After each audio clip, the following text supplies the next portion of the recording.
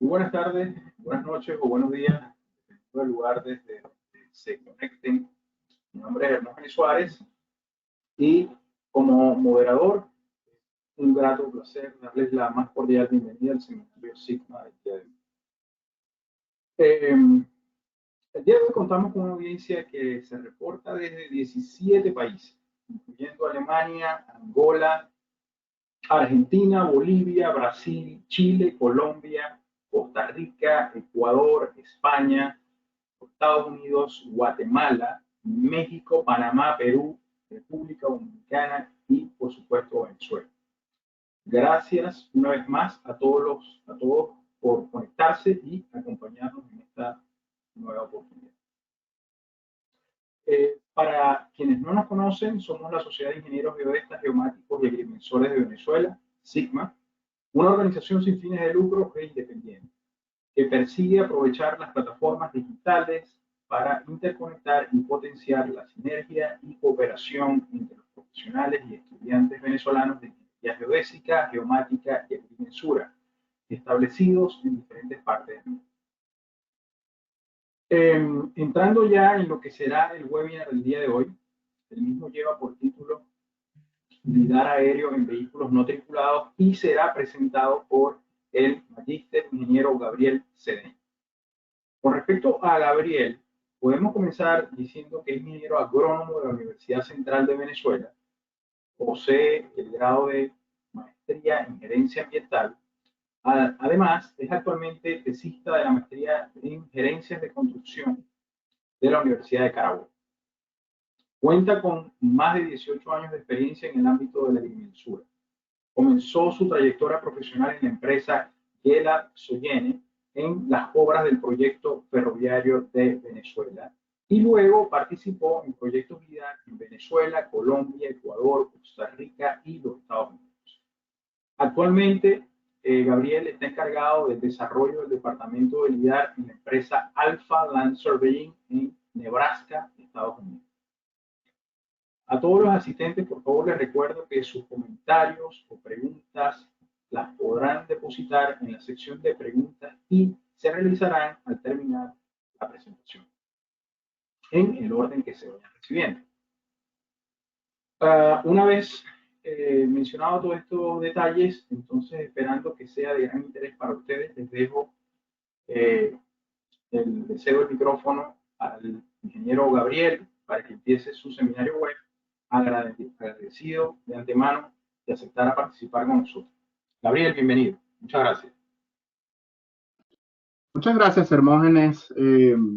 Todos los que trabajamos y vivimos en la geomática y la agrimensura, hemos tenido el placer, la oportunidad de ver la evolución de la tecnología. En este webinar, de interés general, hablaremos del LIDAR en aviones no tripulados, y aquí les voy a presentar un poco el esquema de la presentación. Haremos una breve introducción, un pequeño estado del arte de los equipos, la captura, el proceso y extracción que forman parte del flujo de trabajo en general de la captura mediante el sistema LIDAR.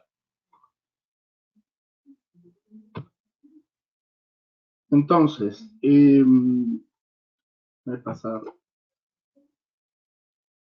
El estado actual del sistema LIDAR tiene, digamos, una evolución en cuanto a el tamaño de los sensores. Inicialmente, cuando cuando se descubrió o cuando se estaba desarrollando los sensores eran inicialmente para ser instalados en aviones. Este sistema, digamos, para que ustedes tengan una perspectiva general, se compone de varios instrumentos. El primero de ellos es un sensor LIDAR, una unidad de movimiento inercial, una antena GPS o un sensor GPS y una unidad de control donde se registran los datos. ¿Qué ha cambiado? Ha cambiado el tamaño, el peso, la autonomía del vehículo que el montante, digámoslo así, la velocidad y los costos. Para quienes no conocen un sistema LIDAR, tengan la oportunidad de verlo. Un sistema tripulado se ve como en la imagen que tienen ustedes a la derecha.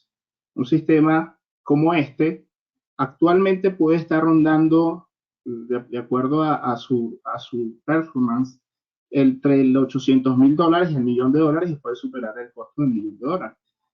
Y los componentes son los mismos: una unidad de control, una unidad de movimiento inercial, el sensor LIDAR, el emisor del pulso LIDAR, y una base en tierra es necesaria cuando este sistema está ejecutando. Entonces, en la parte del no tripulado se requieren los mismos instrumentos: un GPS, una unidad de control y el escáner con su unidad de movimiento inercial, como lo vemos en la pantalla. En la imagen inferior pueden apreciar el sistema construido en casa por la empresa Alpha Land Surveying en Nebraska, Estados Unidos. Esta evolución nos permite, digamos, llenar el vacío que existía entre un escaneo que pudiera empezar a hablar de una superficie de 1.500 hectáreas o superior, porque los sistemas, las personas, las empresas no van a hacer un escaneo con un helicóptero o un avión tripulado que tiene un costo considerable para llevar solamente 1.500 hectáreas. Entonces había un vacío entre esa cantidad de hectáreas y lo que pudiera ser un sistema terrestre, un sistema móvil. Entonces ese vacío está empezando, digamos, a llenarse.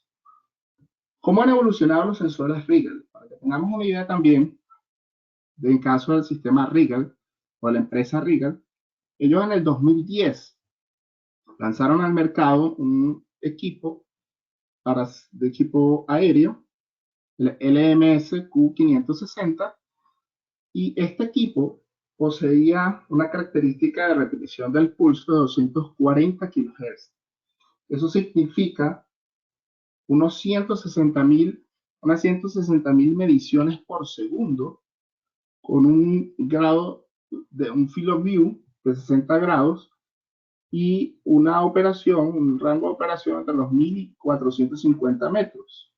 El peso de ese equipo, digamos que en ese momento un equipo pequeño, de 16 kilos, y en comparación, en el 2022, ellos tienen en el mercado disponible un equipo para, digamos, ser instalado en aviones, en aeronaves, que tiene la capacidad de medir 2.660.000 mediciones por segundo. Ustedes pueden apreciar la diferencia que existe entre este equipo inicial y este otro equipo. Claro, la comparación, digamos que no es la correcta, siendo que son equipos con mayores capacidades. Sin embargo, la evolución del rango de medición nos permite hoy tener una mayor densidad de puntos en equipos aéreos. Y otro factor importante lo vemos con la miniaturización de los sensores, que es lo que nos permite, nos abre nuevos horizontes hacia el uso de estos sensores en aviones no tripulados. El equipo más reciente de Rigel que podemos instalar en un avión no tripulado es el Rigel Boots 1, con una frecuencia de 1.000.000, que podemos tener tasas de medición del 1,5 millones de puntos por segundo, que es algo que es bastante, digamos, para obtener una densidad bastante buena. Una cosa que es necesario aclarar para quienes están interesados en el uso del sistema LIDAR, es que hay muchas empresas ofreciendo el sistema. Un sistema es sistema cuando está compuesto por la unidad de movimiento inercial, cuando está compuesto también por el sensor y el GPS en un sistema, una integración de una unidad de control. Pero las empresas, lo que no sabe mucha gente es que yo puedo comprar el sensor de manera independiente. Empresas que son muy bien conocidas en el mercado, como LIDAR USA, YellowScan y otras empresas, la misma Regal, ofrecen sistemas integrados. Pero también puedes comprar solo el sensor y comprar y hacer adaptaciones de acuerdo a tus necesidades. Esto obviamente las empresas que ofrecen esto en el mercado sacan su profit tienen sus ganancias por estas integraciones y que ya son probadas, pero también ustedes tienen la oportunidad de crear o de construir su propio sistema. Pueden ustedes ir a cualquiera de estas empresas y ver los sensores disponibles. Velodyne, una marca que es bien conocida, tiene bastante presencia en el mercado. Faro, hay empresas que hacen integraciones inclusive para aviones tripulados con sensores faro. Y por supuesto Rigel, que es uno de los principales o los más fuertes en el mercado. Y recientemente DJI sacó al mercado un sensor, hace una integración de un sensor Libots en su DJI Matriz 300 y ustedes ven la diferencia en cuanto a la tasa de medición. Esa tasa de medición, cuando es más alta, obviamente son sensores más costosos. Cuando es más alta, tiene un costo mayor, obviamente, y una precisión puede variar. El costo varía en función de mayor precisión, más costo, obviamente, y la unidad de movimiento inercial. También en el mercado tenemos diferentes opciones. La más reconocida es la que hemos usado, la que estamos acostumbrados a Planet, pero hay muchas otras. Lo importante y lo que quiero significar para quienes nos observan, quienes miran la presentación, es que hay varias opciones en el mercado y de las que ustedes pueden, digamos, seleccionar de acuerdo al área de trabajo. Porque si yo trabajo en el área agrícola, en el área forestal, quizás no requiero la misma precisión que requeriría en el ámbito, digamos, de la construcción, donde requiero mayores precisiones, o de repente en el área forestal requiero menor precisión, pero mayor densidad. Entonces, ese tipo de cosas ustedes pueden adaptarla de acuerdo al presupuesto, adaptándose a sus necesidades. Y lo importante es que entendamos que el sistema puedo construirlo o puedo comprarlo ya construido. Basándonos, enfocándonos en el sistema o en la experiencia que nosotros tenemos con el Rigel.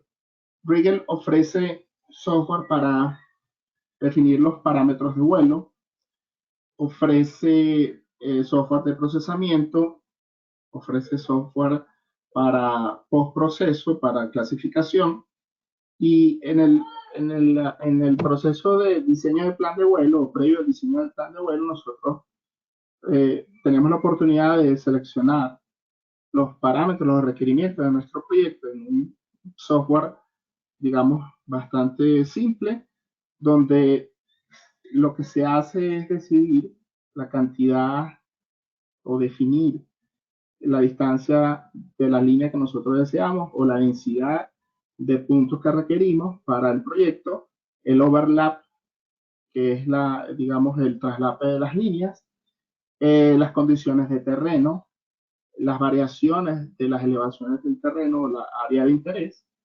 y el mínimo objeto que nosotros queremos detectar mediante el pulso láser y las limitaciones o las características del avión o del vehículo donde va a estar montado el sensor. Esto finalmente nos va a arrojar una, una repetición del punto láser, una potencia del láser, el ángulo y nosotros vamos a configurar el sensor. Esa potencia del láser, esa velocidad o la frecuencia de la línea del láser es configurable eh, dentro del sensor. Y lo que hacemos es configurar en un pequeño programa que va dentro del sensor, ¿verdad? Dentro de la unidad de control, y todo el protocolo se inicia en automático para que nosotros cuando conectamos el sensor, él recibe los satélites, entonces el sensor actúa en función de esos parámetros o configura esos parámetros, y entonces él a los 5 minutos, 4 minutos, o de acuerdo a nuestra configuración, él arranca automáticamente. Cuando el sensor no detecta movimiento, él se detiene.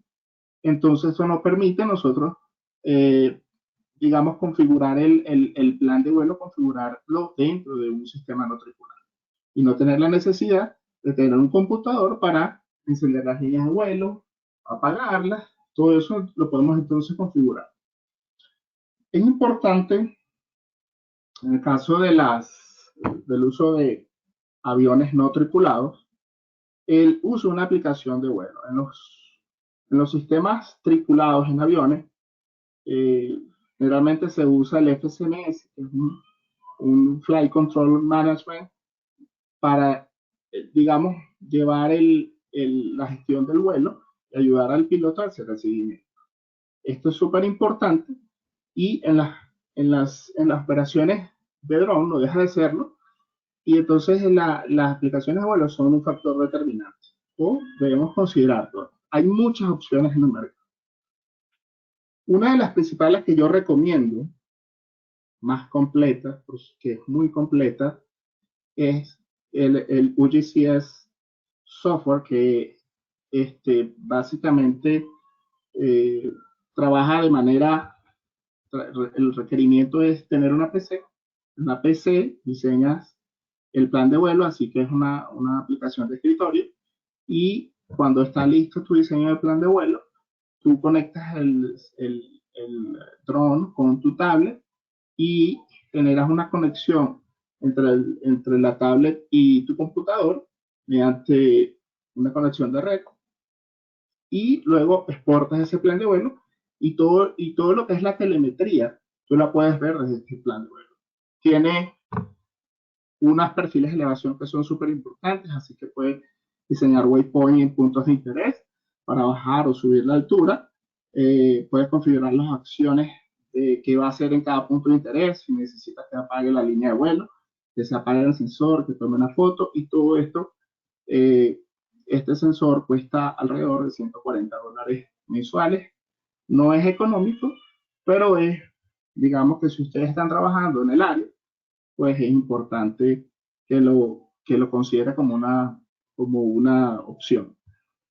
Eh, Finalmente, otra de las aplicaciones de vuelo que existe, muy buena también, es la de GSP de DJI, que es solo, una de las limitaciones, pudiéramos decir, que es solo compatible con iPad. Eh, o sea, no puedes utilizarla en un teléfono o en o digamos con un sistema Apple solamente. Eh, es compatible con DJI, obviamente, así que se comunican las aplicaciones. Tú defines tus áreas, tus rutas, puedes importar KML, puedes configurar las cámaras, también puedes hacer la gestión de usuarios. Si ustedes tienen más de un operador de drone, ustedes pueden gestionarlo. Tiene servicio de las nubes, todos los diseños de plan de vuelo se cargan en una nube.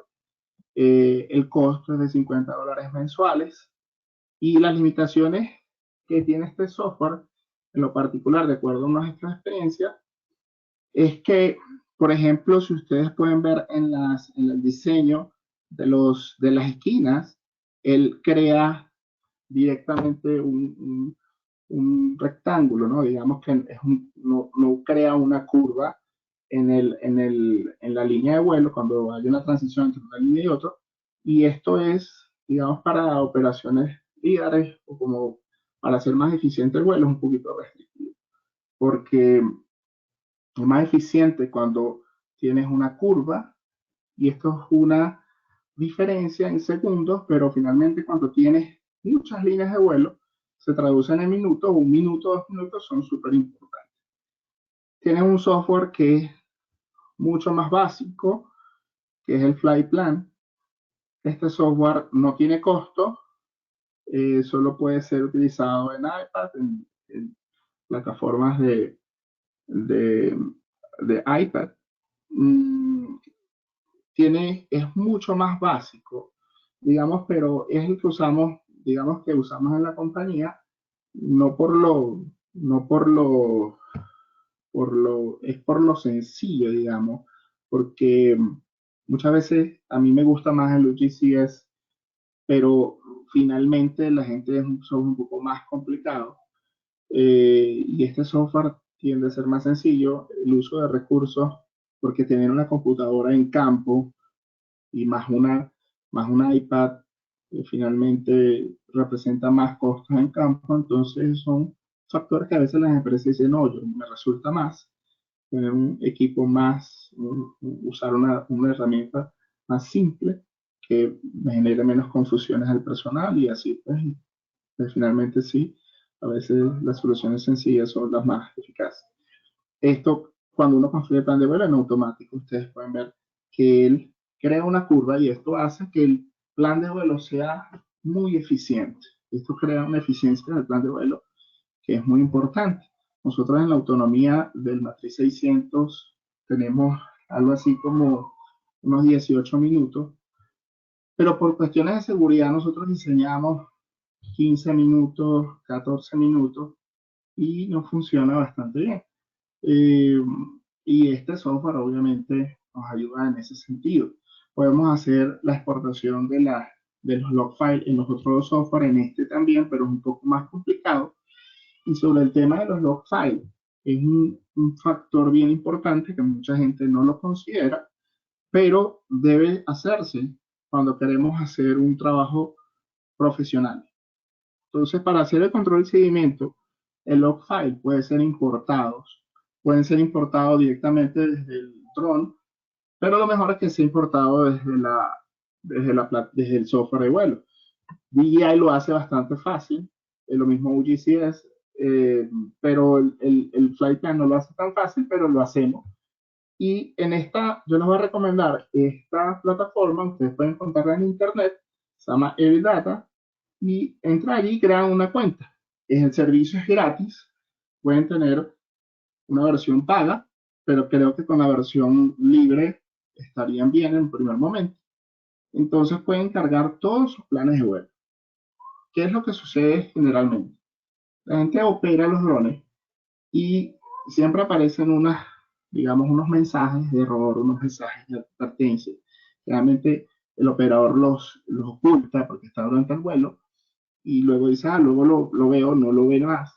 Pero eh, en esta herramienta nosotros podemos ver qué fue eso lo que pasó durante el vuelo. Podemos llevar un registro detallado, podemos llevar una estadística del uso del equipo del dron, el tiempo del vuelo, la longitud de los vuelos, la altitud de vuelo, y con eso generar una estadística que nos permite tomar decisiones en cuanto al cambio de batería, mantenimiento y de qué manera es más eficiente. Con esta herramienta nosotros nos dimos cuenta que el flight plan era muy eficiente cuando diseñábamos el plan de vuelo de esta manera. Aunque en el, en el software de DJI podemos hacer las curvas de manera manual, finalmente la mejor forma era con el flight plan. Pero la forma de saberlo es usando los datos. Entonces, la herramienta nos permite tener un registro detallado de la operación, las fechas de cada operación e inclusive ver las condiciones del vuelo. O sea, me refiero a las condiciones del clima, tiempo, velocidad del viento, y todo eso es importante y afecta a tu operación. Entonces, ¿de qué manera afecta el viento a tu operación? Porque si ustedes tienen un, una plataforma de vuelo, un DJI 300, y de repente configuran su vuelo a 25 millas por hora, y resulta ser con cuántos que tenían una velocidad de viento, digamos, particular, entonces ustedes pueden saber en cuánto afecta eso y tomar decisiones para prever esas condiciones y así aproximarse a una planificación más eficiente.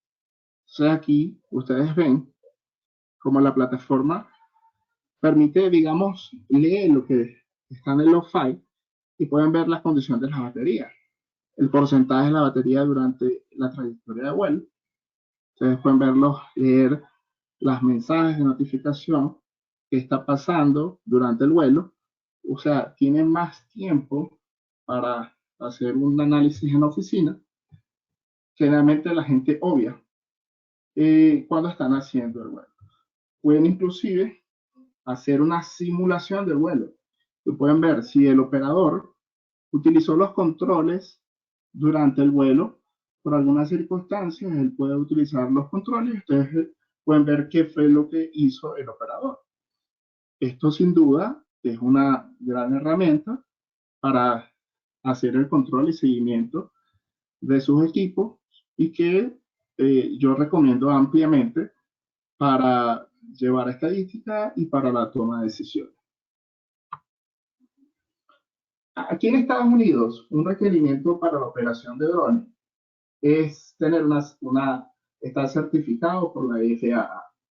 Ustedes tienen que tener una licencia de operación de aeronaves no tripuladas y es mayormente conocida como el Part 107, que es una certificación que yo sugiero también para quienes tengan la posibilidad de venir a los Estados Unidos, de que se preparen y presenten el examen. Porque presentar el examen no requiere o no demanda tener un seguro social o, digamos, residir en Estados Unidos. Los requerimientos es que usted sea mayor de 16 años, que hable inglés y escriba en inglés, estar físicamente capacitado para operar el dron de manera segura y, obviamente, aprobar el examen de la FAA. Existe toda la información en la página de la FAA.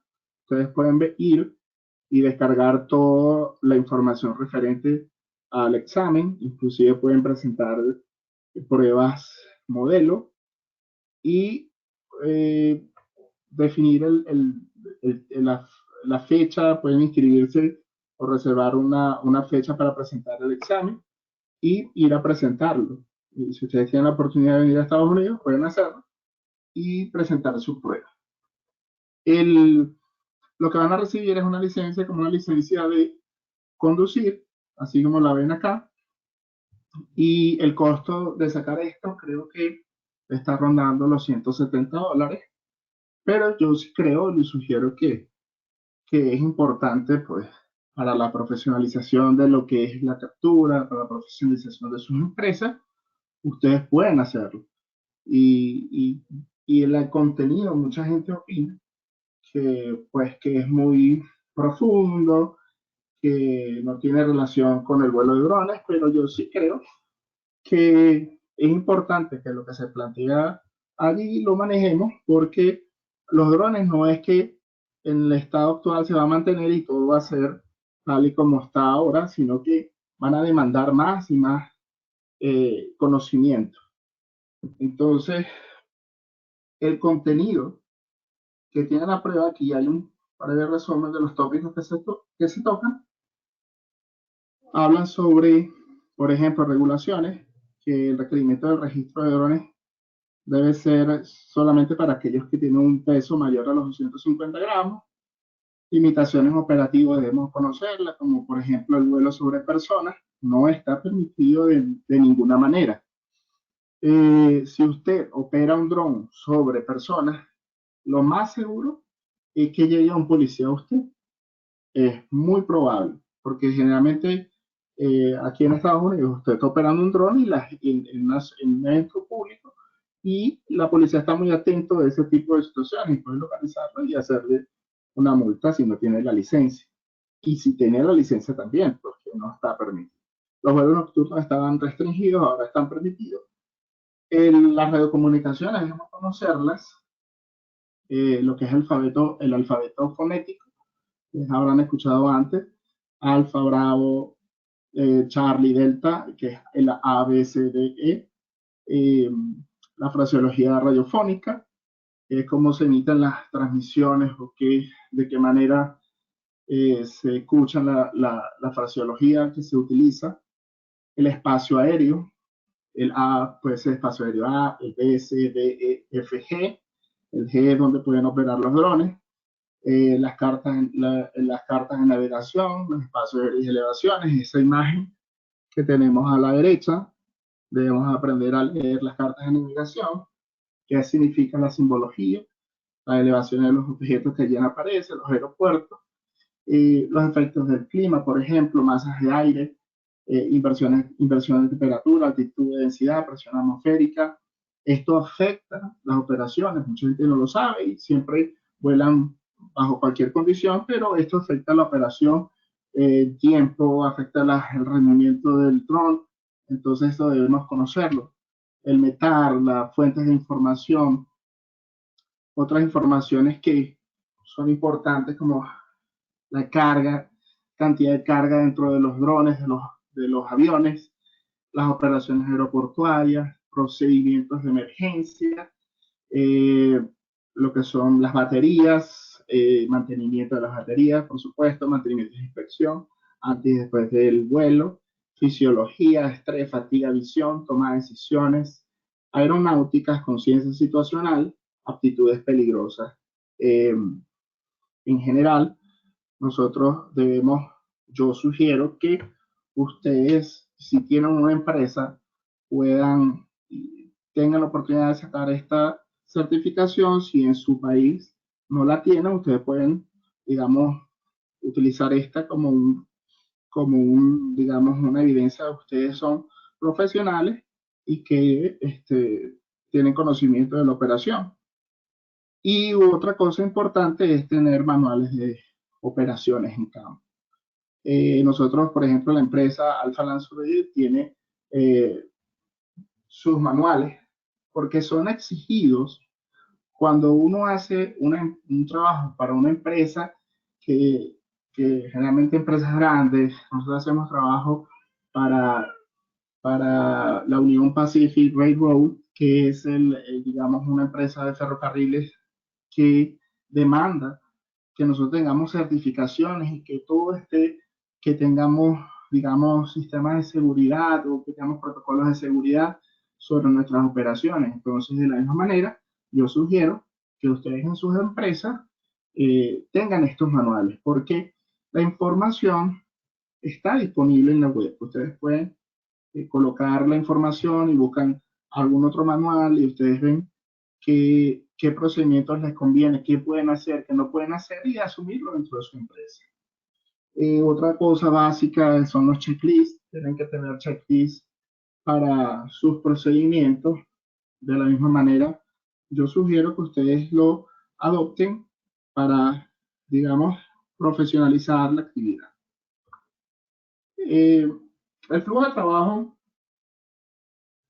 son, digamos, 5 fases de proyecto: planificación, captura, proceso y extracción. La localización del proyecto, cuando nosotros hablamos del sistema tripulado, tenemos, fíjense abajo, tenemos una imagen del esquema que planteaba Leica y nosotros mantenemos, a pesar de que volamos, cambia la aeronave, mantenemos el mismo protocolo: planeación, colección, procesamiento. Rigel tiene también planteada su flujo de trabajo y ellos también tienen, digamos, el mismo proceso de planificación, colección y procesamiento. ¿Qué cambia? Cambia de acuerdo a los software que se usan.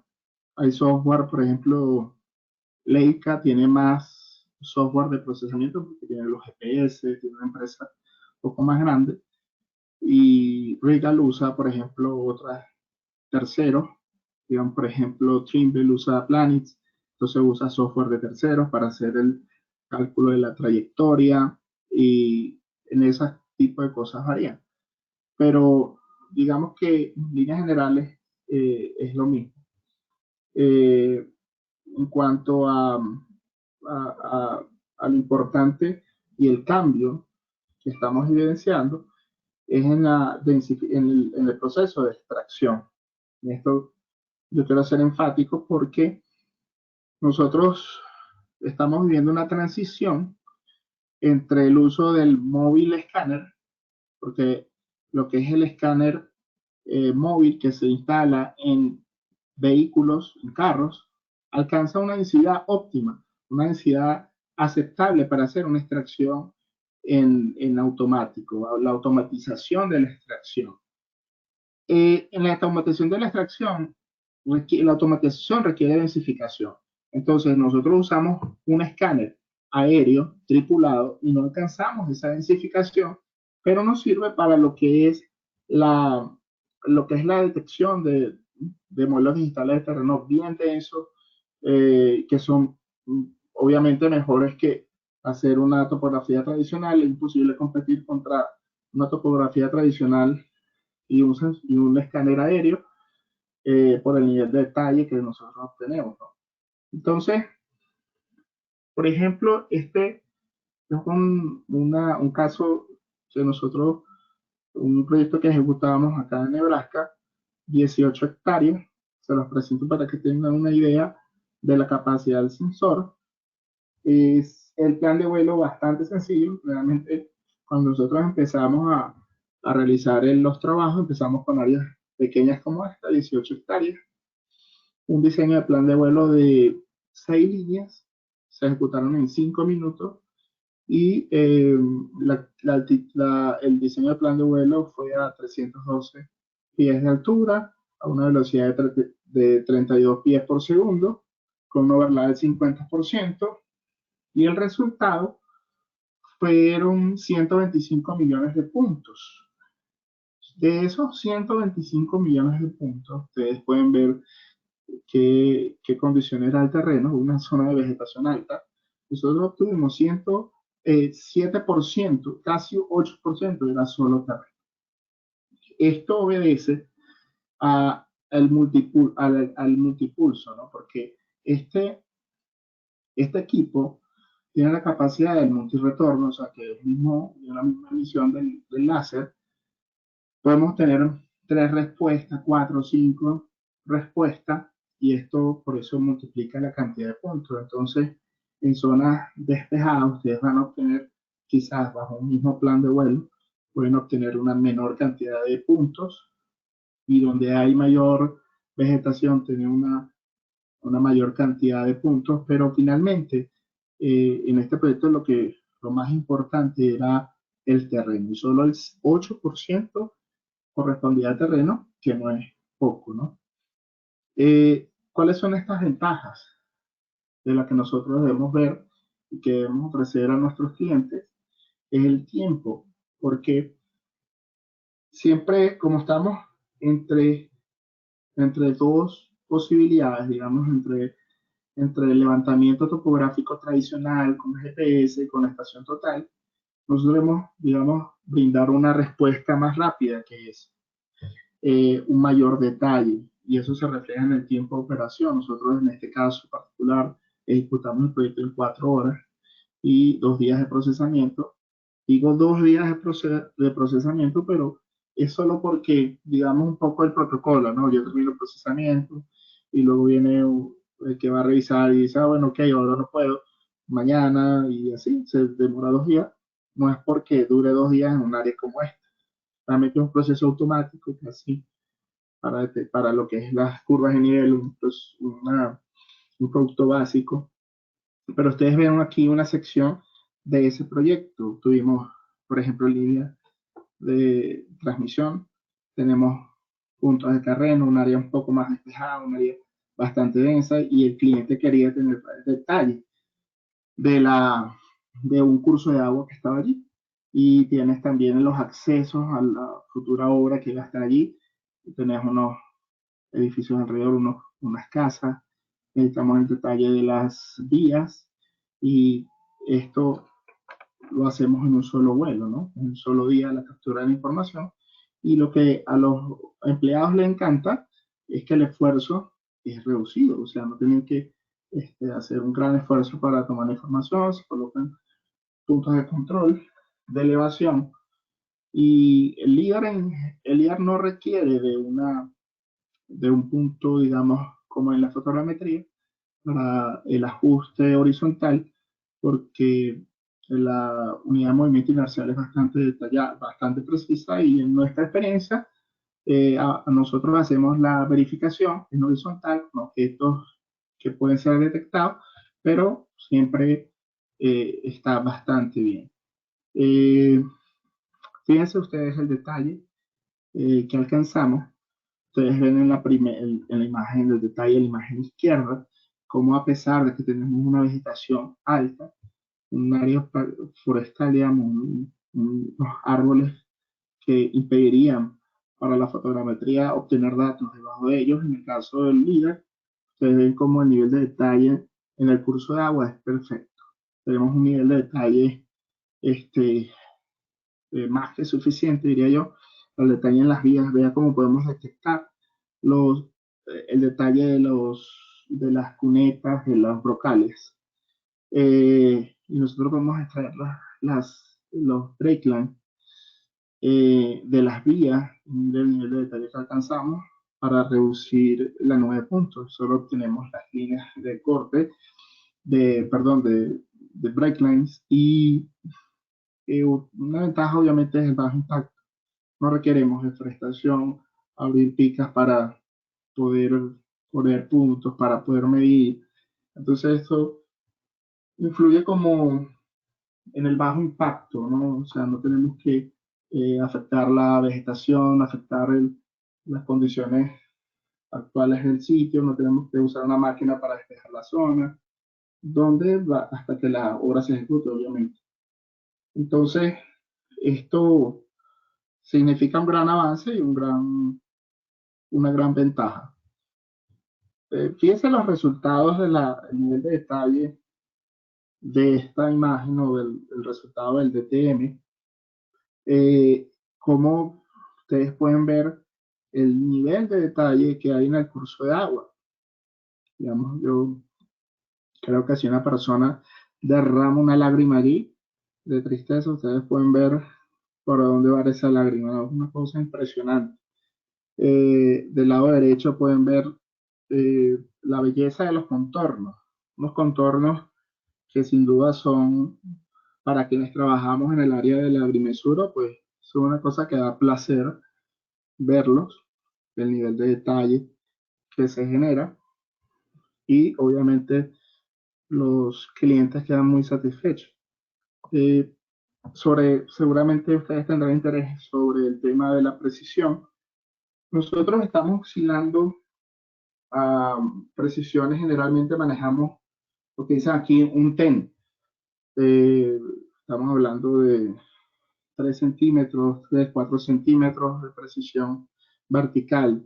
Se colocan algunos puntos, se miden puntos con GPS, modalidad RTK y se hacen comparaciones con los datos LIDAR y casi siempre nosotros tenemos eh, precisiones realmente buenas, ¿no?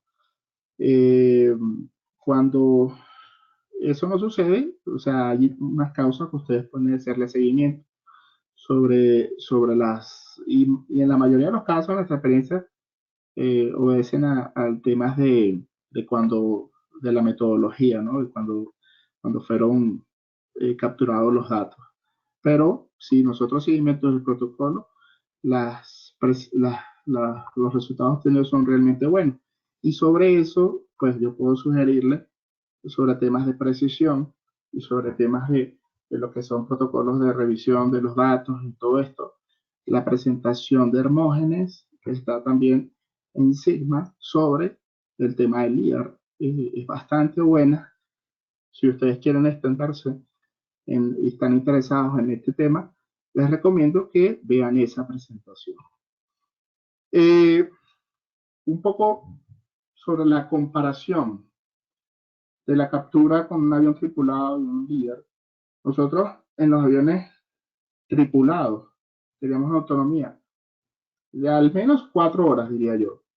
Porque ustedes pueden, generalmente cuando ustedes vuelan en avión tripulado, siempre hay un aeropuerto cercano donde ustedes gestionan la disponibilidad de combustible, regresan a la base o al aeropuerto, cargan combustible y vuelven al vuelo por al menos 4 horas más.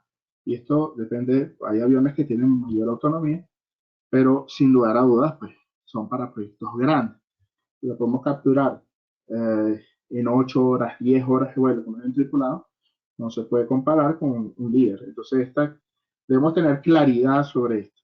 O sea, nosotros no estamos intentando competir con un sistema tripulado, ni cerca estamos, pero estamos cerrando la distancia entre una tecnología y otra, ¿no? Un espacio vacío que existe entre el levantamiento tradicional, el láser escáner, el terrestre, el móvil y el aéreo. Se está cerrando la brecha y entonces en eso nosotros tenemos que concentrarnos.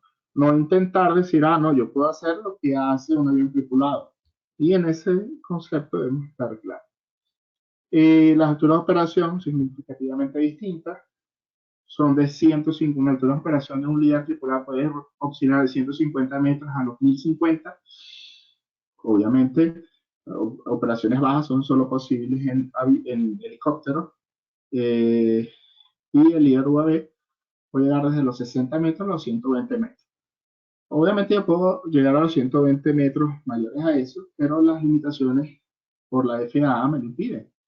Eh, la densidad de puntos, aquí es donde nosotros con los LIDAR montados sobre UAV somos mucho más, digamos, logramos esa densidad que demanda la automatización para objetos pequeños, para líneas de detección de líneas eléctricas, que no quiere decir que no lo podamos hacer con los tripulados, pero estamos llegando a un punto bien interesante sobre la detección de, por ejemplo, los brocales, cunetas, líneas, señalizaciones, que es lo que realmente permite la automatización.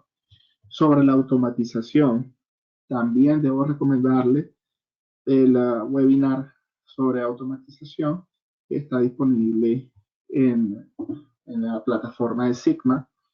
Muy interesante, nosotros en la empresa estamos en busca de esa automatización, pero es un proceso que nosotros debemos hacer eficientes en la captura, ser eficientes en los procesos internos en la empresa y luego lograr la automatización. Eh, pero sí es un tema bastante interesante que sugiero que ustedes revisen más adelante. Con líder aéreo nosotros podemos estar capturando hasta 1500 hectáreas, pero como mínimo, ¿no?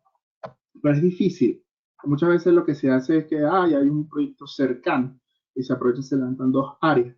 Pero levantar 1500 hectáreas y pagar la operación de un avión, de una tripulación, combustible y estar, digamos, porque en las operaciones aéreas existe mucho el riesgo de las condiciones climáticas, porque no se puede volar a baja altura, entonces requiere que el cielo esté ilimitado, dicen dentro del argot de la gente que vuela. Entonces requiere unas condiciones que en otras, son difíciles o tienen una planificación muy en el tiempo, porque hay ciertas etapas o ciertas fechas en el calendario, un calendario anual que no puedes operar, entonces esto te limita mucho. Y son las limitaciones muy difíciles capturar 1500 hectáreas. Nadie se prepara para levantar 1500 hectáreas a menos de que ciertas circunstancias sean las adecuadas. En cambio, con el IGA, nosotros podemos capturar, si el cliente decide y quiere pagarlo, 1 hectárea de terreno, por supuesto. Lo hacemos como un mínimo. Menos también, o sea, es una limitación, digamos, que nosotros hemos logrado superar. Entonces, podemos capturar irnos hasta las 1500. Entonces, nosotros podemos evaluar, nosotros diariamente podemos capturar hasta 300 hectáreas. Pero 300 hectáreas significan una cantidad de líneas de vuelo y varias ejecuciones de vuelo. No es un solo vuelo. Entonces, más líneas de vuelo significa más procesamiento. Y eso, finalmente, cuando te acercas a un proyecto grande, entonces es mejor seleccionar una plataforma diferente, un helicóptero. Entonces, en nuestros objetivos como la empresa, tenemos este equipo que es multiplataforma y que podemos eh, saltar del dron a un helicóptero, por ejemplo. Ya cuando el cliente demanda, hasta, digamos, podemos estar hablando de 1000 hectáreas, ya 1500, y depende de los precios que se estén manejando, entonces podemos dar un salto. Y eso es lo importante que ustedes tienen que ver cuando seleccionan qué equipo comprar y qué clase de clientes ustedes están manejando y cómo es su proceso de crecimiento. Entonces, ustedes ven en esa foto el equipo que nosotros tenemos, el dron, y manejamos 8 sets de baterías y 2 generadores. Los 8 sets de baterías te dan para 8 vuelos. Tenemos 2 generadores, poner las baterías a cargar, las podemos así hacer 16 vuelos con ese set de baterías, 16 vuelos. En nuestra estadística yo he realizado hasta 18 vuelos en un día. No es lo usual, pero sí, digamos que en promedio podemos hacer unos unos 10, 12 vuelos. Estamos tratando de buscar clientes más grandes porque obviamente un cliente de 1 hectárea, 2 hectáreas, no vamos a ningún lado, ¿no? No es lo que se busca, pero sí ir en aumento.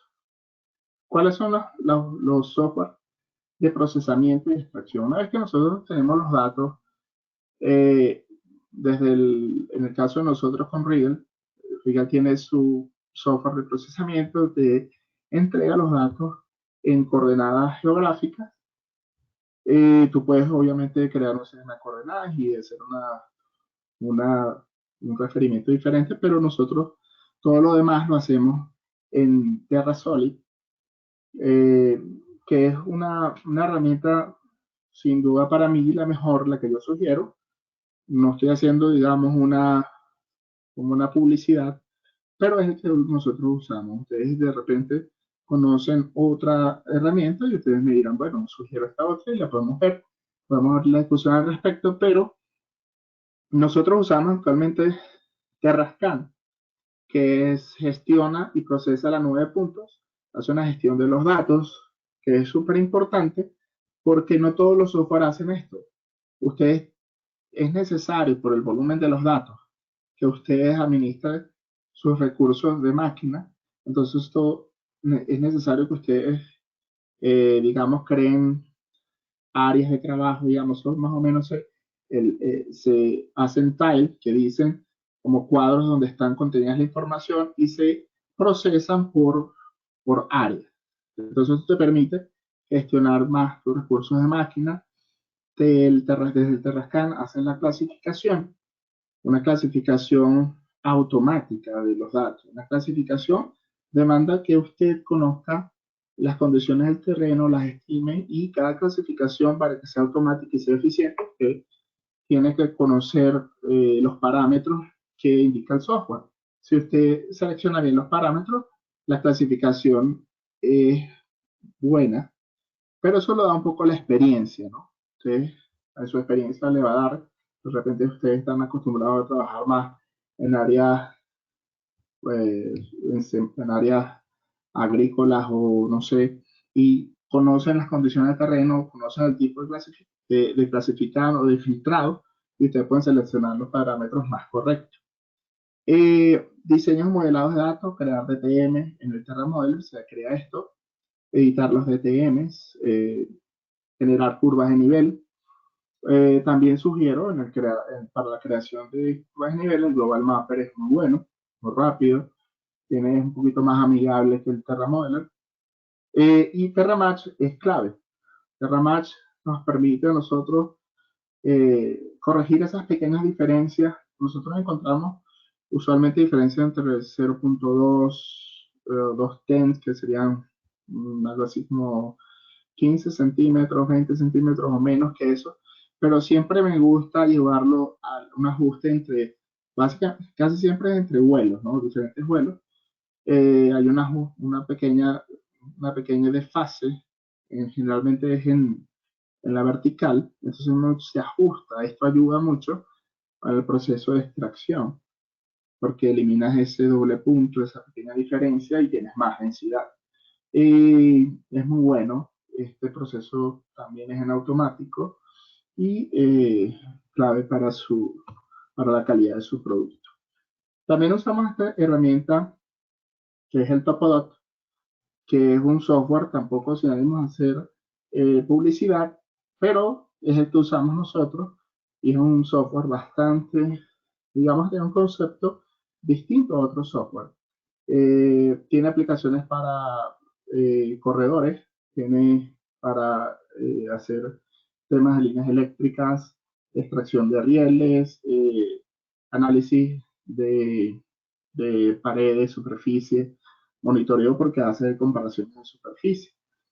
Eh, por acá también les presento qué es lo que básicamente se hace. Nosotros tenemos la nube de puntos en sí, es una cantidad de datos, pero nosotros de esa cantidad de datos, si ustedes tienen y exportan solo la nube de puntos y crean un DTM con eso, el volumen de datos es, digamos, eh, es muy grande y no es útil tener tantos datos. Entonces, estas herramientas simplifican la cantidad de datos. O sea, simplifican el modelo de superficie, simplifican los triángulos. Entonces, ¿qué es lo que el concepto que maneja este software? Es el uso de las secciones y un proceso semiautomático.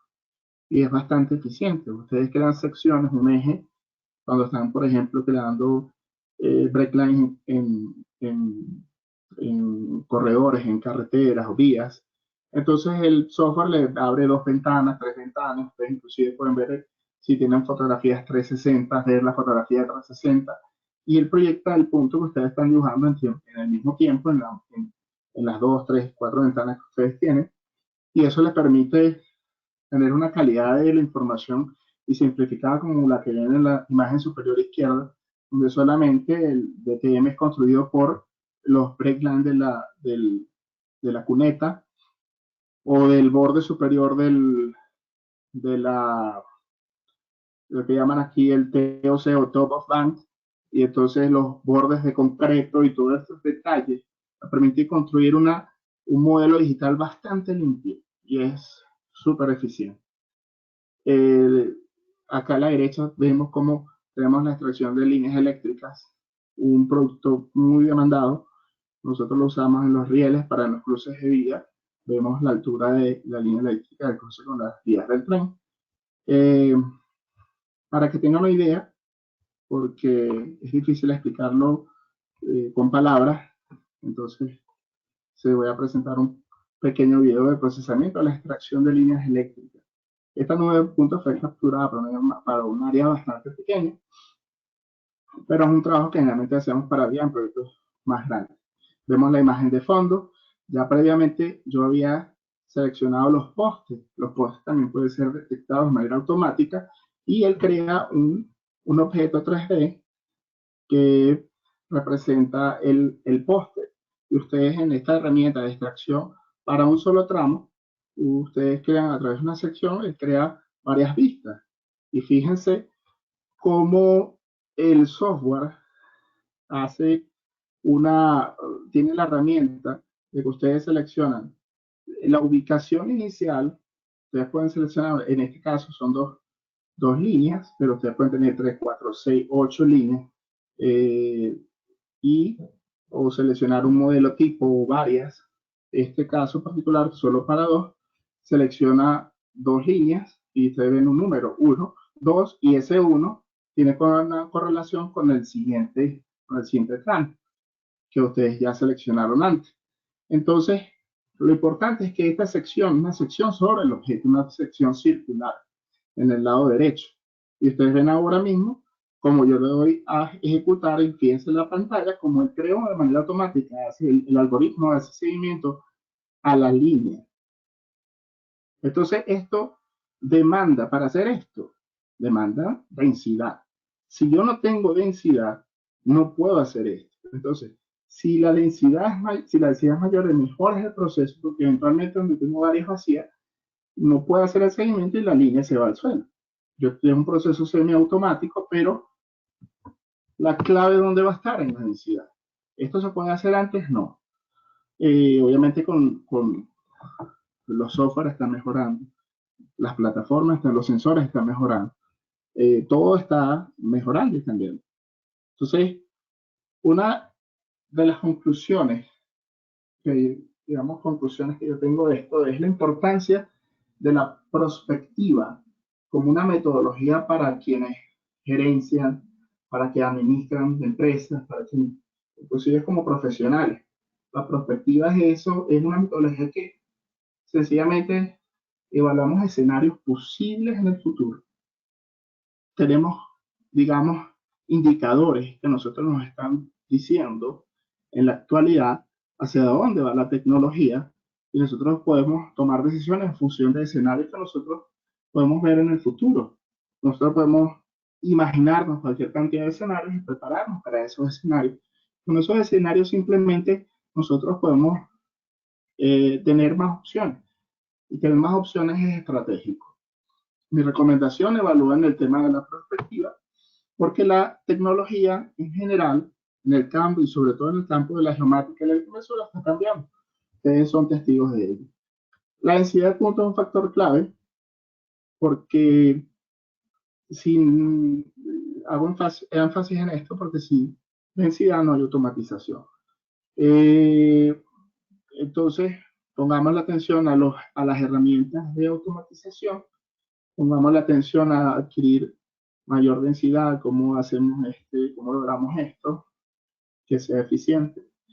Y la automatización de los procesos es también un factor determinante, porque eh, las empresas están reduciendo personal por la posibilidad de hacer el trabajo de manera automática.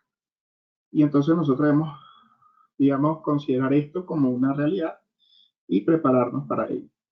Buscar la automatización dentro de las empresas, buscar esos procesos que permitan a nosotros tener un modelo escalable de negocio, porque la estabilidad del negocio es lo que les va a permitir a ustedes, eh, digamos, mejorar.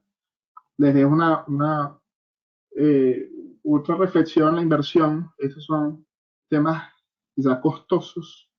Un sensor es costoso, lo sabemos. Este sensor que disponemos nosotros, nuevo, está alrededor de los $300,000. Eso no es y quizás si lo comparas con el DJI, son cosas distintas, pero la versatilidad que tenemos es, digamos, superior. Pero son ustedes, como profesionales, quienes deben asesorar a la compra de un equipo de estos y por la inversión, yo estoy seguro que hay mucha gente que quiere invertir y ustedes funcionan como asesores, como expertos.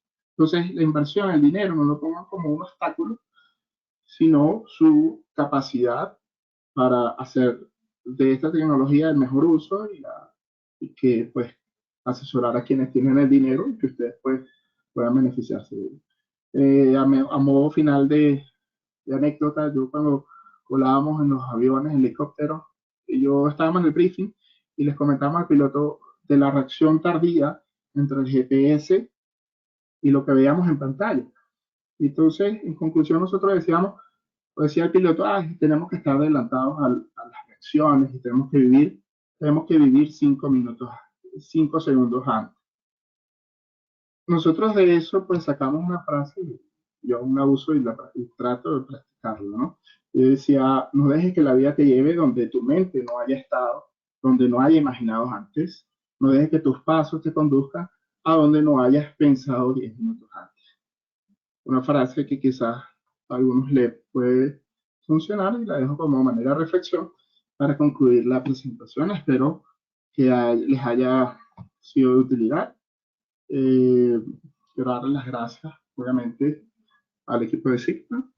Eh, es para mí realmente un honor porque yo conozco la calidad de profesionales, conozco la gente por ejemplo, en particular de la Universidad del Zulia, que son gente muy profesional. La verdad, para mí mis mayores respetos para ellos, para todos los profesionales que están en esta plataforma. Y pues muchas gracias primero de mi parte para toda la gente de Sigma. Y bueno, abrimos el proceso de preguntas, que estoy seguro que sus preguntas serán mejores que mi respuesta, pero intentaremos dar lo mejor. Muchas gracias. Excelente, Gabriel. Muy buena tu presentación. Felicitaciones. De verdad, muy interesante todo el tema. Vamos entonces a proseguir con las preguntas. Tenemos varias preguntas del público y entonces comienzo con el orden que las recibimos. De parte de Jorge Gastón desde Panamá, consulta lo siguiente: sin tomar en cuenta la densidad de la vegetación y basándose únicamente en el tamaño del polígono, es decir, del área a estudiar, o el tamaño del proyecto que se vaya a levantar, la pregunta es, ¿a partir de qué cantidad de hectáreas recomiendas hacer un trabajo con LIDAR tripulado y abandonar la idea de hacerlo con LIDAR sobre un dron? Ok, la posibilidad del hacerlo con tripulado siempre está abierta, digamos, en que se conjuguen ciertos factores. Nosotros hemos tenido la experiencia que se conjugaban ciertos factores, como por ejemplo tenían dos proyectos cercanos y se hacía, ¿no? Esas ciertas condiciones deben darse, pero yo puedo, digamos, también hay otros factores como el clima, que afectan mucho. Yo me puedo comprometer con un área pequeña, sí, pero las condiciones en el tiempo del año me van a limitar. Entonces por eso digo, debe primero contarse en unas condiciones cuando el cliente quiera la información. Yo digo, ok, puedo hacerlo. Pero la pregunta, digamos, puedo hacer, yo diría, en mi experiencia, 1500 hectáreas. Hacer menos es difícil, ya es un tema de precio. Si una empresa está dispuesta a pagar un precio alto, se puede hacer, porque la diferencia básicamente es el costo. Pero tú puedes hacer, yo diría, un punto mínimo, 1500 hectáreas para un sistema tripulado. Para un sistema no tripulado, yo coloqué allí 300 hectáreas día como rendimiento. Hacer una operación durante una semana, pudiéramos alcanzar las 1500 hectáreas, pero eso me va a significar un procesamiento en la oficina, pues bien, una densidad alta, pero ese trabajo yo diría que ya pudiéramos hacerlo con un helicóptero, con este sensor. Entonces son muchas, digamos, los factores que inciden. Yo abandonaría la idea a los 1500 hectáreas para un avión tripulado con un avión no tripulado con el sensor que tenemos y tomaría la idea del helicóptero. Entonces, no sé si logro Sí, responder la pregunta y sí, yo creo que está claro, así como rasgos generales, porque la pregunta también fue general. Se podría decir que 1500 es la referencia que tú, el límite del estado técnica o plataforma. sí. Hay que considerar, yo creo que me atrevería a mencionar que no se debe perder de perspectiva que no solamente la misión de vuelo solamente, sino también el tiempo, el costo asociado al procesamiento. Entonces, y el procesamiento está influido por el número de líneas. Entonces, claro, si bien tienes que tomar al final en cuenta tanto la fase de adquisición como la fase de procesamiento, y es ahí donde estos dos elementos van. Lo que tú decías, el clima en el sitio es un factor que podría limitar al dron. O sea, Ujú, una de los problemas. sí. Bueno, seguimos a la siguiente. Eh, el ingeniero Ricky Muñoz, usando el sensor L1, usando el sensor L1 con el UAV Matrix 300. Se refiere a un modelo de dron. Ujú, ujú. ¿Qué software se podría usar para el procesamiento de las trayectorias de vuelo y análisis de ruido adicionales, o sea, software diferentes al Bayesmap y al Last2? O sea, él pregunta por software de procesamiento de las trayectorias de vuelo y el análisis de ruido, diferentes a estos que él menciona que son Bayesmap y Last2. Ok, yo no tengo experiencia en el DDI, pero sí tengo amigos que ya lo están utilizando y creo que el procesamiento de lo que es mm, lo que es el postproceso de las líneas, digamos, lo que es el análisis de ruido, ellos sugieren el uso del Terrascan. Yo igual sugiero el tema del Terrascan, eh, es el que nosotros usamos, el que hemos tenido mejor experiencia. Hay algunos software, pero no son tan, digamos, tan eficientes, digo yo, no sé, quizás estoy equivocado, pero yo sugiero Terrascan. Y Terrascan es una plataforma que la verdad no es económica, pero es la que utilizamos actualmente. No conozco, digamos, no puedo sugerir alguna otra y sobre eso. Muy bien, tenemos otra pregunta de Exer Rodríguez. Eh, Te saluda y te felicita. Entonces dice, respecto a la característica del sensor de multiretorno, la pregunta va en torno a eso, los retornos. Significa esta característica que no hay un tope, un límite para la cantidad de retornos. Entonces, plantea un escenario. En la sísmica dentro de la selva podemos encontrar zonas cubiertas con vegetación alta, árboles mayores de 20 metros. La capacidad de los sensores más comerciales para usar con drones tienen un tope de retornos. En este caso, este sensor específico Regal se puede decir que está sobre el promedio de los comerciales, podría usarse para tareas específicas en zonas con cubiertas similares a estas que él describe. Sí, en la, en la página de Rigel ustedes pueden leer en las especificaciones de sus equipos que ellos mencionan el multiretorno como indefinido. Quiere decir que ellos tienen múltiples retornos y no hay un límite. Pero yo en la experiencia no he encontrado más de 5 retornos, o sea, en mi experiencia, no he visto un retorno 8, 7, 9, 10, 12, no lo he visto. Sin embargo, yo sé que la densificación no es una cosa, o digamos que el acceso no es, mucha gente tiene la idea que puedo acceder en cualquier circunstancia. Si es una zona realmente densa, es como la luz. Si ustedes no ven la luz abajo del dosel, tampoco va a acceder la luz del LiDAR. O sea, imagínense la luz. Si ustedes están debajo de una zona forestal, ustedes tienen que prever eso. Busquen la manera de acceder y ver las características o obtener las características del sitio. Si ustedes pueden ver la luz durante el día, ustedes saben que van a obtener una densidad de puntos en la parte baja. Eso, la multiplicación del retorno es súper importante en temas forestal, porque en el tema forestal, a diferencia del tema, digamos, de obra civil o de la parte agrícola, me interesa el primero o el último retorno. En cambio, en el área forestal me interesan mucho los retornos intermedios, porque el retorno intermedio es la vegetación, el tronco del árbol, y me está densificando ese intermedio que me interesa para definir el tamaño, el diámetro del árbol y hacer un análisis de la copa y de toda digamos, la masa forestal.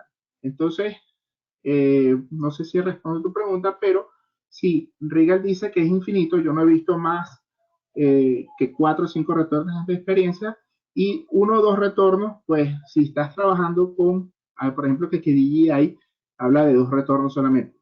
Entonces, de repente eso para ti está bien, porque si trabajas en la parte, digamos, de construcción, no tienes zonas, digamos, de mucha vegetación, entonces puede funcionarte bien. Muy bien, la siguiente. ¿Pueden indicar si Terramatch puede ajustar datos de LiDAR móvil desde vehículos? Esto lo pregunta Jimmy Celis. Sí, cuando es diferente hacer el ajuste por sistemas transportados a sistemas móviles. Entonces, en la definición de parámetros, cuando haces el Terramatch, tú tienes que definir qué tipo de escáner estás utilizando. Y tienes la opción de lo que es el ajuste de móvil escáner y móvil aéreo. Entonces eso es importante. Y los módulos que vende Terramatch, también hay módulos específicos para plataformas no tripuladas, para plataformas tripuladas y así. Entonces sí, Terramatch puede hacer el uso de móvil escáner y móvil aéreo. Bien, la siguiente de Antonio Márquez. No mencionaste, Gabriel, en tu presentación la calibración del vuelo sobre puntos de control terrestre o GCPs. Y también pregunta si estás usando PPP RTK para el posicionamiento. Ok. Sobre ese tema del ajuste, como para, en el caso de la gente usa el GSP como Ground Control Point en la fotogrametría, como un objeto identificable, generalmente se hacen marcas, se hacen pinturas, se hacen cruces o se usan marcas cuadros blancos y negros, pero si tú no tienes una buena densificación dentro de la nube de puntos LIDAR, no va a ser posible que tú veas esto. En una imagen de intensidad puedes ver objetos como puede decir el manhole, ¿cómo se llama? La tapa de una alcantarilla. Entonces, la tapa de la alcantarilla puedo utilizarla como una referencia para mi punto de control de georreferenciación. Pero repito, yo no hago o sea, yo no he hecho el ajuste horizontal de mi línea de... O sea, generalmente no es lo que se hace. O tienes una trayectoria y tienes una IMU bastante precisa. A menos yo no lo he usado, pero quizás en algunos otros casos que tienes una IMU de muy baja calidad, entonces vas a tener unos puntos quizás desfasados, es posible, no lo sé. Pero en ese caso, les recomiendo un documento que está en la revista de LIDAR, hay una revista que se llama LIDAR, y hay una investigación que hicieron con puntos de control y que es qué construye la gente cuando tiene para hacer el ajuste horizontal. Imagínense un cono donde hay una variación de altura, un cono, pero un cono más o menos grande. Entonces un cono le permite a ustedes ver la diferencia de altura y en el LIDAR es más fácil. Pero entonces como es un cono, entonces ustedes siempre ven la elevación, va a tender hacia el punto más alto. Y yo inicialmente a modo de prueba, yo colocaba conos, ¿verdad? O buckets o cosas en el campo para chequear mis puntos de control.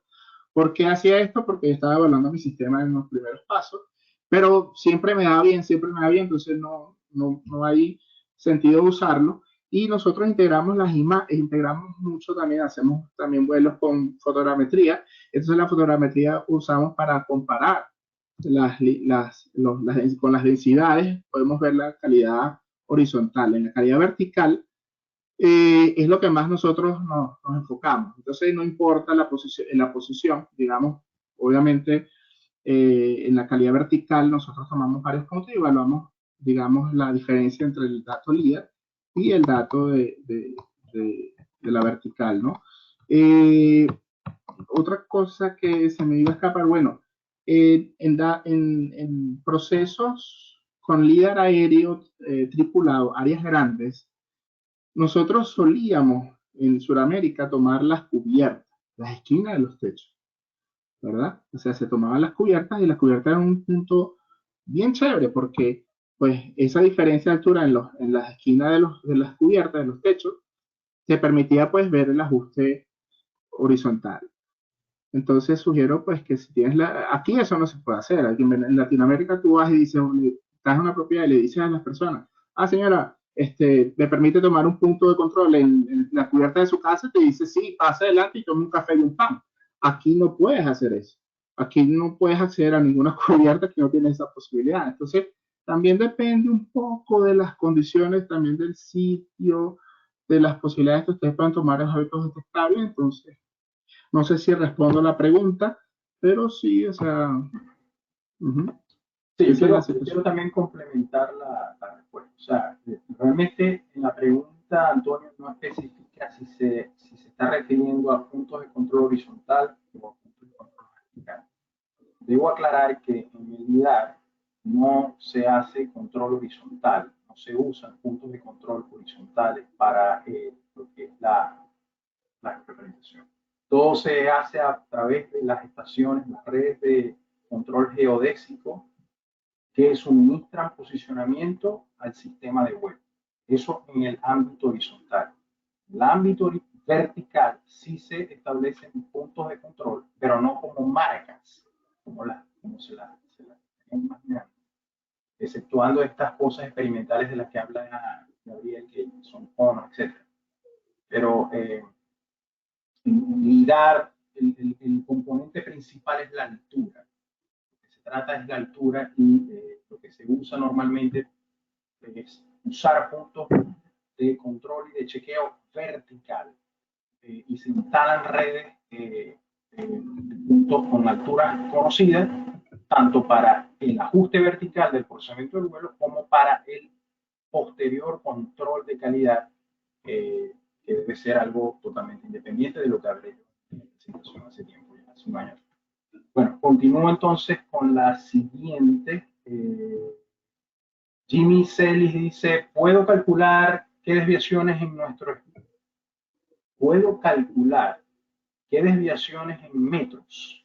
respecto a la altura con base a los parámetros del IMU, por ejemplo, un roll, un pitch a 50 metros de desviación puedo tener en el suelo. O sea, entiendo yo es que en unos errores angulares en la unidad IMU de una décima de grado, ¿cómo se representaría eso en errores verticales en el suelo? Eh, si hablar de 50 metros, digamos un error, es increíble, o sea, eso no se estila, ¿no? Muy alto. Pero lo que tú decías, nosotros, la precisión, imagínense ustedes que cuando ustedes hacen un RTK, cuando ustedes hacen un RTK, ustedes están referidos a una estación base. Entonces lo que sucede en el LIDAR es que ustedes están haciendo un registro del tiempo de la trayectoria. Ese tiempo de la trayectoria, imagínense que la IMU registras milisegundos, o sea, es muy preciso, o sea, ustedes tienen datos al milisegundo de la posición de su trayectoria. Entonces, lo que puede ocurrir es que ustedes pierdan el GPS por alguna circunstancia que no suele suceder.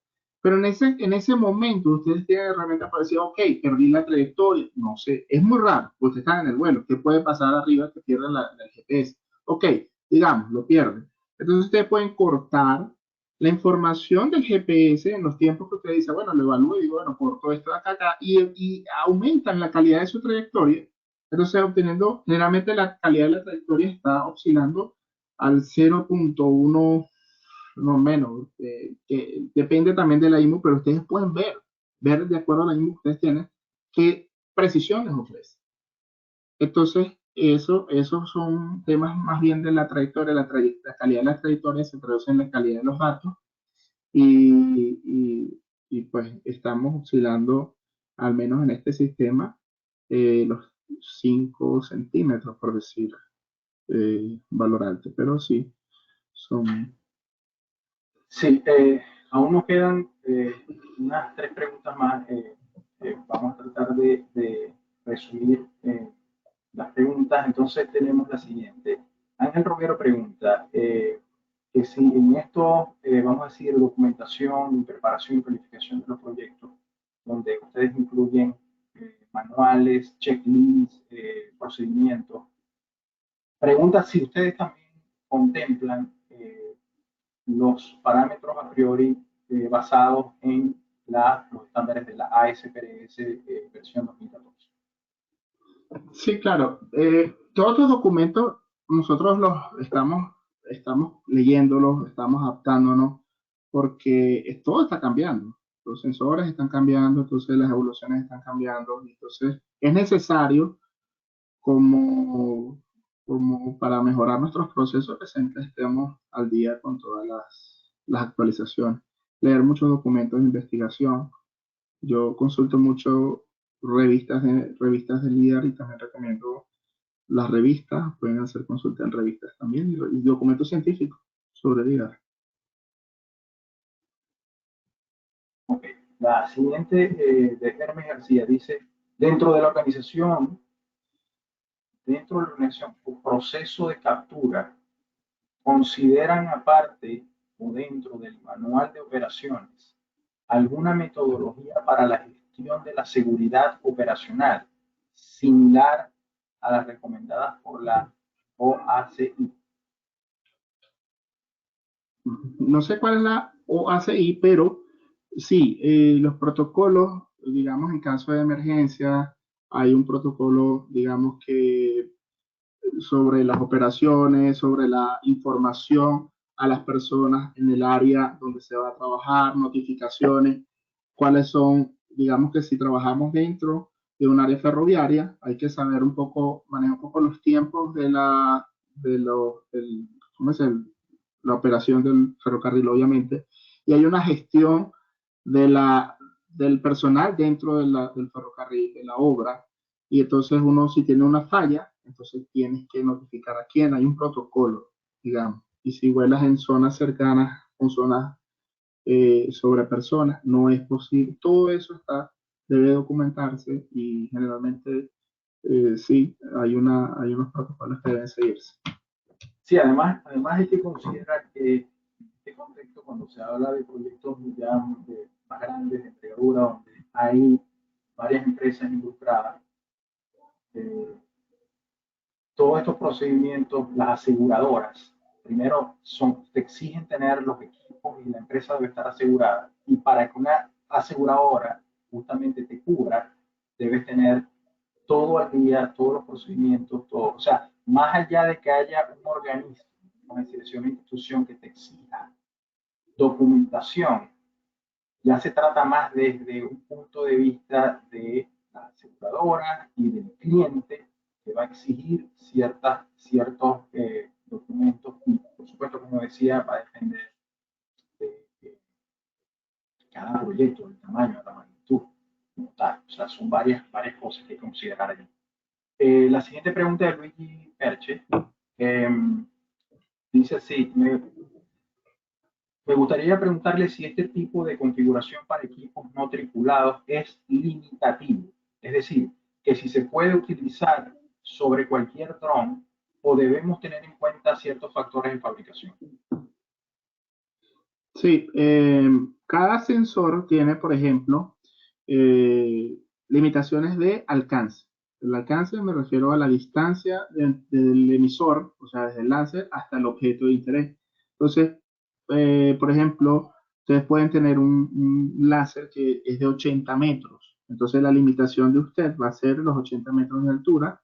Y así, entonces esto, usted no puede volar más de 80 metros. En el caso de nosotros, el sensor, la limitación del sensor es 1050 metros, pero la limitación de vuelo es 120 metros por la FAA. Entonces mi limitación no es el sensor, mi limitación es la FAA. ¿Qué otra limitación debo considerar? El peso. Yo estoy usando un DJI Matrix 600 Pro con una capacidad de 12 kilos, digamos, y yo tengo la sumatoria de todos los equipos que yo tengo hasta 12 kilos. Entonces, ¿yo puedo montar una cámara? No, porque tengo unas limitaciones de peso. Entonces, todo va a depender de todos los parámetros. Ustedes tienen que ver el peso del equipo más que todo, el alcance del sensor. Y eso es lo que son los factores que lo limitan sobre la plataforma. Actualmente hay como equipos no tripulados con mayor capacidad de carga, mayor tiempo, y entonces eso amplía las opciones para ustedes. Bueno, gracias, Gabriel. Ya no tenemos más preguntas. Voy a dejar una en el aire, en parte, que va más orientada hacia cómo ves tú desde tu perspectiva la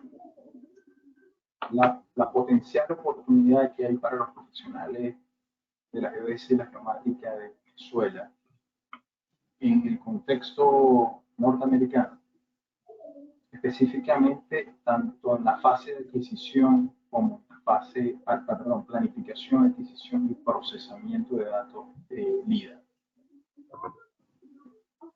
Sí, digamos, la mayor oportunidad, entendiendo el contexto de la realidad venezolana, es el trabajo remoto. Todo ello significaría que hay una gran oportunidad en cuanto al procesamiento de los datos. Hay empresas que que están ofreciendo servicios solamente de procesamiento. Si usted tiene el procesamiento hecho, usted tiene una cantidad de datos líder, usted tiene una gran oportunidad también en el proceso de extracción. Usted puede desarrollarse como profesional en la extracción. Usted sabe cuáles son los términos necesarios dentro del ámbito geomático y usted tiene una gran capacidad con una computadora y paga el software y busca la manera de contactar con clientes de los que hacer extracción. Y en procesos automáticos, usted puede, digamos, procesar grandes cantidades de áreas si ustedes conocen bien los parámetros, los algoritmos y buscan el software adecuado. Y ahí está una gran oportunidad para quienes están en Venezuela y quienes no están en Venezuela también. Creo que es un trabajo que puede ser remoto. La captura obviamente tiene que estar allí, pero si ustedes tienen a alguien dentro de Venezuela que tiene digamos, el recurso y ustedes pueden asesorarlo, pues hay también una ventana abierta. Ok, excelente. Entonces, bueno, Gabriel, parte del equipo de CIMA, quiero agradecerte por tu excelente presentación. Muchísimas gracias, estuvo muy interesante. Aprendimos muchísimas cosas en esta oportunidad. Y también al equipo que ha hecho posible este evento, dando atento a cada detalle y finalmente a todos nuestros asistentes por acompañarnos. Espero haya sido de su completo agrado. Eh, Quisiera invitarlos cordialmente a estar atentos a nuestras redes sociales, canal de YouTube, página web, para que no se pierdan ningún detalle en nuestros próximos eventos. Así que esperamos volverlo a ver pronto y me despido de ustedes. Sigan conectados con Sigma, la red global. Un saludo, muchísimas gracias.